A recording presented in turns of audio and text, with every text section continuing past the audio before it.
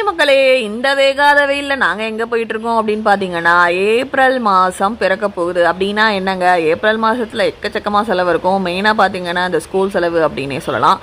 இப்போல்லாம் ஸ்கூலோட செலவுகள் ஏறுது அப்படிங்கிறத சொல்கிறத விட கண்ணா பின்னாடி எகிரி போயிட்டே இருக்குது அப்படின்னு தான் சொல்லணும். ஏன்னா நீங்கள் பார்த்தீங்கன்னா நாங்கள் இன்றைக்கி யூனிஃபார்ம் வாங்குறதுக்கு தான் வந்திருக்கோம்.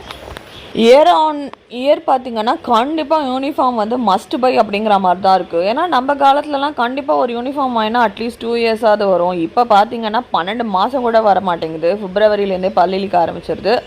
நாங்கள் இன்றைக்கி போய்ட்டு யூனிஃபார்ம் வாங்கிட்டு போய் சாப்பிட்டுட்டு வந்தோம். ஆக்சுவலாக யூனிஃபார்ம் எக்ஸ்பென்சஸ் பார்த்திங்கன்னா போன வருஷத்தை விட இந்த வருஷம் 2500 சேம் என்ன சொல்கிறது குவான்டிட்டி, அதே மாதிரியே சேம் ட்ரெஸ்ஸஸ்க்கு ரேட் ஜாஸ்தியாக இருக்குங்க. இவ்வளோ விலை ஏறினாலும் கண்டிப்பாக வாங்கி தான் ஆகணும்.